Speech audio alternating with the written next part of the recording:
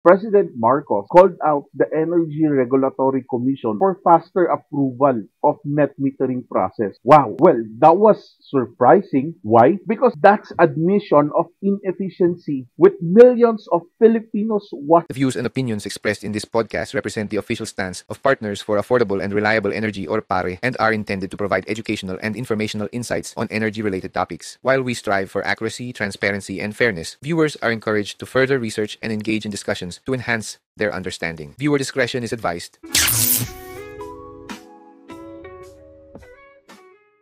Magandang araw mga kapare at mare. Ako po si Nick Satur Jr., Chief Advocate Officer ng Partners for Affordable and Reliable Energy o PARE. Welcome to Power Talks by PARE, the podcast that unpacks electricity issues, champions consumer rights, and move us towards a more affordable and reliable energy sector, powered by the people and truth.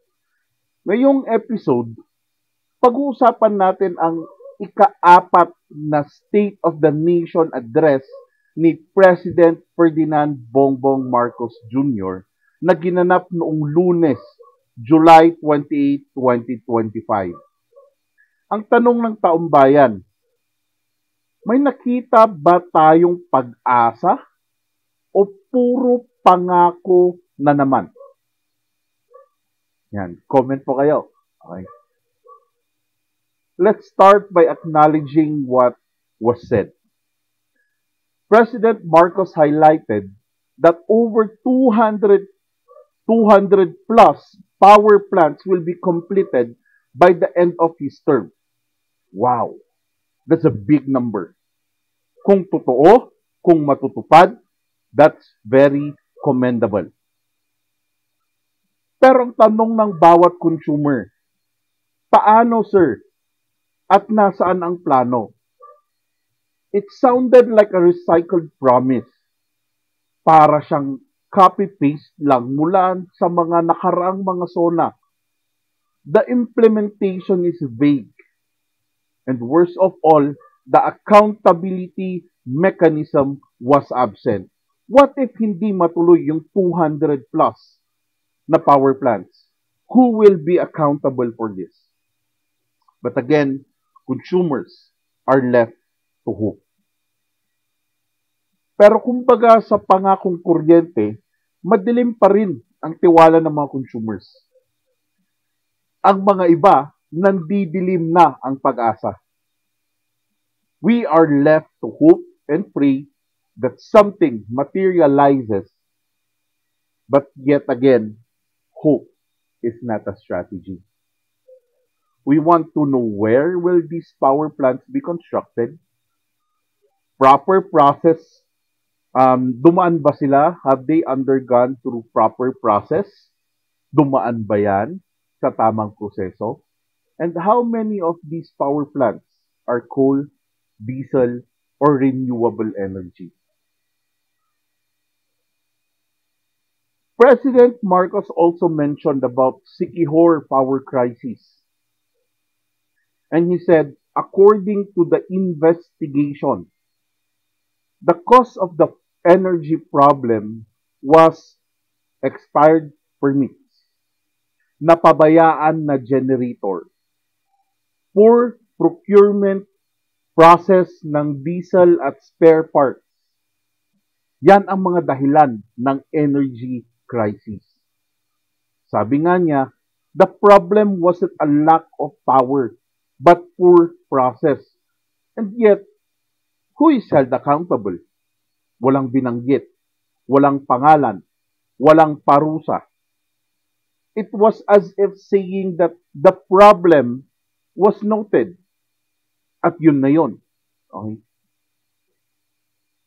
At sinabi pa ni President na he expects dapat hindi na ito mauulit pa. Ngunit ang nakakalungkot, right after SONA, naulit nga ang brownout sa Siquijor. Pagkatapos natin mapakinggan ang fourth SONA, Siquijor is once again on the brink of another power instability. Okay. Yes, right after the temporary fix of gensets. Bumalik ulit ang brownout, no? At hindi po ba, isn't this the proof that band-aid solutions does not work? When Sikihor was in the dark, President ordered NEA and BOE to act fast. And true enough, they've sent generators. They've acted fast. That's good. But let's be honest, hindi ito sapat. Sikihor needs to be grid connected. This is a reliable long-term solution. And that's what we need. Not just temporary gensets.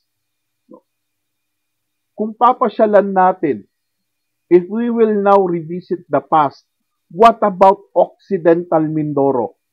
In 2023, pagkapanalo ni Presidente, President BBM stood in front of the people and made a promise to end their suffering, to end power outages. Because during that time, power outages were really brutal in Occidental Mindoro. Hospitals were struggling. Businesses were failing. Ang tanong, nasan na po ang pangakong iyon? Until now, the problem persists. And it's already 2025. Only 3 years left for our beloved president to fulfill his promise back in 2023. That visit, that promise, that photo op, okay, all still waiting for resolution. Ngayon, pare and our volunteers nationwide asked, Mr. President, are we prioritizing solutions in high tourist areas like Sikihor because of the economic reasons and media visibility? Are we only fixing what the cameras can see? Because if that's the case, if that's what we do, then this isn't energy justice. That's energy inequality. And it's a disservice to our Filipino people. We have a lot of problematic electric cooperatives in the provinces. And we have a lot of spag areas that needs immediate attention. Baka sir, kailangan nyo pong pasyalan lahat para lamang mapansin at masolusyonan ang problema ng bawat problematic electric cooperative at mga spag areas po natin, no? Or kailangan ba high tourism yung area bago i-prioritize na solusyonan? Because if that's the case, kawawa naman tayong mga Pilipino. Sir, we do understand that the problem of the energy sector is so complicated and it takes a long process. But that is the very reason we are asking that please involve us consumer groups. Please involve the consumers. We need consumer participation in the regulating bodies like NEA, DOE, and ERC. More than the current public consultation. Sa ngayon po, hanggang public consultation lang po ang consumer participation natin. We need more than that. We need consumers to voice out their concerns. And what's really bothering for us is that President Marcos called out the Energy Regulatory Commission or ERC for faster approval of net metering process. Wow! Well, that was surprising. Why?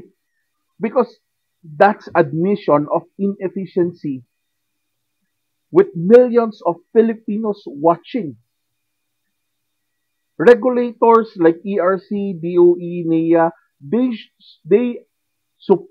are supposed to be the enforcer of the rules and the regulations. They should be the protector of consumer welfare. Kung mismo ang Pangulo ang kailangan mag-utos sa ating regulators publicly na bilisan ang proseso, it means we have a big problem in the system. It is already in their mandate to protect consumers. No? It is already in their mandate to be efficient. But if we really need the president to call them out, it means our regulators, specifically ERC, has failed to do its job efficiently and effectively. Let's also talk about NEA, the National Electrification Administration. Meron po silang performance rating system para po sa ating electric cooperatives. They monitor ang ating mga electric cooperatives at may color coding pa nga yung performance monitoring ng ating electric cooperative. Pag sinabing green, yan ay excellent. Pag yellow, 1, compliant. Yellow, 2, kailangan ng improvement. Or red, poor. This performance monitoring evaluation mechanism, no, is good. But then, consumers are confused. There are electric cooperatives rated green or compliant or excellent by NEA, yet communities served by them suffer constant brownouts, unstable voltage, and overpriced electricity. Bakit po magkaiba yung performance monitoring mechanism na meron si NEA at yung actual experience ng ating mga consumers? So anong silbi ng rating kung hindi naman naaayon sa tunay na karanasan ng ating mga consumers? We have a huge disconnect between what's on paper and what's on the ground. And that disconnect, it's dangerous. Nakakatakot po kasi it makes it easy to say na maayos naman ang electric cooperative when the truth is far from it. It makes electric cooperatives sound efficient and effective as they report to the president, as it is reported in the paper. But consumers suffer the actual inefficiency. No? Sa papel, ang gandang tignan. Ang gandang tignan ng report. Ang daming mga green, ang daming mga excellent electric cooperatives. Pero sa grassroots, mahal ang kuryente at paulit-ulit pa rin ang brownout. So now we ask again, bakit po merong disconnect doon sa 7 parameters na ginagamit ni NEA on how to monitor the performance of our electric cooperatives and the actual experience of our Filipino consumers? Saan po ba yung accountability? This is what we want to hear. Kung meron inefficiency sa ating regulators in the ERC, DOE, NEA, then Mr. President, act on it. Kung may misalignment sa NEA's performance rating in their 7 parameters, then let us fix it. Kung may electric cooperative na nagpapabaya, let us monitor, let us retrain them or replace their leadership. Privatization is not the answer to problematic cooperatives. But if decades, kung sobrang tagal na that they have been acting against the interest of consumers, pag sobrang tagal na napahirap sila sa ating mga consumers, then maybe we should consider privatization. And Mr. President Marcos, we need more than public scolding and warnings. We need systematic change. Kailangan po may pagbabago sa sistema. Hindi pwedeng puro paalala lamang. Ang kailangan pong maramdaman ng ating mga consumers ay aksyon. Hindi sapat ang warning, hindi sapat ang paalala. Kailangan merong pananagutan. If there is someone accountable, let us penalize them. Kung merong kailangan managot, dapat panagutan. That is why Pare is appealing to our beloved President. Sir, please let us reform the NIA performance parameters. Align it with actual, genuine consumer experience, no? Para po malaman natin sino nga ba talaga yung mga electric cooperatives na kailangan natin tulungan, tutukan, at kailangan natin i-retrain. Number 2, no? So first, we would like to reform NIA performance.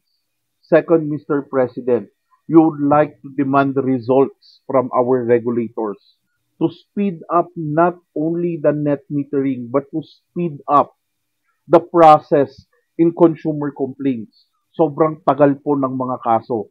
Pag nagreklamo po ang consumer, sobrang kawawang-kawawa po ang ating mga consumers.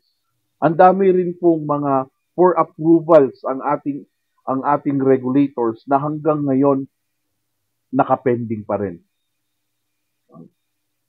Number 3, sir, can we please identify and monitor problematic electric cooperatives? Not to punish them blindly, but to guide them, to support them, to provide what they need. Fourth is to prioritize total electrification. Huwag naman po sanang selective visibility. Hindi naman po dapat na ang tutulungan lang natin ay mga high tourism areas o yung mataas lamang yung kanilang tourism industry. Okay? It should prioritize total electrification, not selective visibility. Because energy is not a privilege. It's a right. And no spug area, no small island, no province, no low-income community should be left behind. And lastly, we should develop more policy and have a clear roadmap on how to lessen our dependence to imported raw materials like coal, diesel, and fossil fuels. Mr. President, hindi po kami nandito para lang magreklamo. Pare and our volunteers from Luzon, Visayas, and Mindanao are not here just to complain. We're here to push for solutions. We're here to collaborate for solutions. Short term, mid-term, and long term. As a matter of fact, PARE or Partners for Affordable and Reliable Energy have research and position papers on how to lower electricity rates and how to lower electricity costs. We also have our position paper and research on how to develop a more reliable grid, as well as how to protect consumer welfare and balancing business interests. We want an energy sector that is inclusive, fair, and performance-based.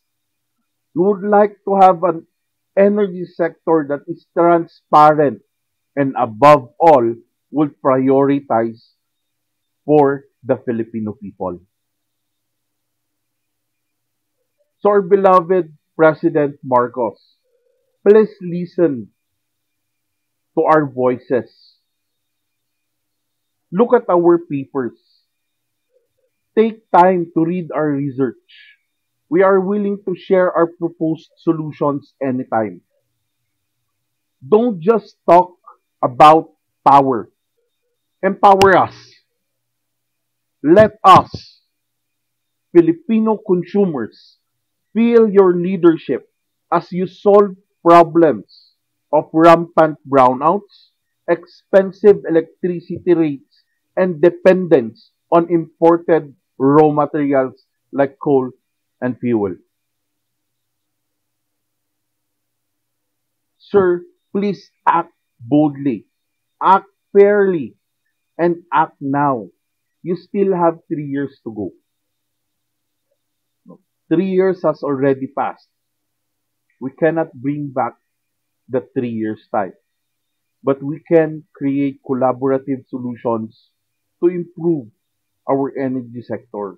And by doing so, we hope that we could achieve a more progressive energy sector for the Philippines, where every Filipino benefits. No? Sana po mapakinggan niyo po ang mga boses namin. Sana po mabasa po ninyo ang aming mga proposed solutions dito sa mga problema ng enerhiya. No? At sa ating mga consumers mula Luzon, Visayas, and Mindanao, okay, huwag po kayong magsasawa na mag-send sa akin ng inyong mga kwento, karanasan, at inyong mga concerns regarding sa inyong mga electric cooperatives, sa inyong mga distribution utilities, at kung anumang issues at concerns sa ating energy sector. Again, this is Nick Sator Jr. for Power Talks by Pare. Maraming salamat po at tandaan po natin, ang kapangyarihan ng bayan nasa kamay ng bawat Pilipino. Sama-sama tayong kikilos, sama-sama tayong makikinig, sama-sama tayo gumawa ng solusyon. Sama-sama tayong maghahatid ng liwanag. Hanggang sa muli, ulit, ako po si Nick Sator Jr., ang inyong Chief Advocate Officer ng PARE o Partners for Affordable and Reliable Energy. Kung meron po kayong comments, meron po kayong mensahe para sa akin, you can email us at infopare@gmail.com or you can also message me via our Facebook page, Partners for Affordable and Reliable Energy. Like, subscribe, and share nyo rin po ang ating mga pages at etong ating YouTube channel.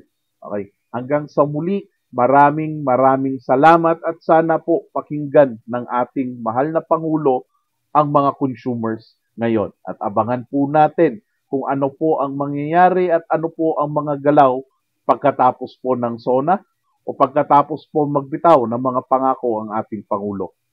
Hanggang sa muli, maraming salamat at magandang araw sa inyong lahat.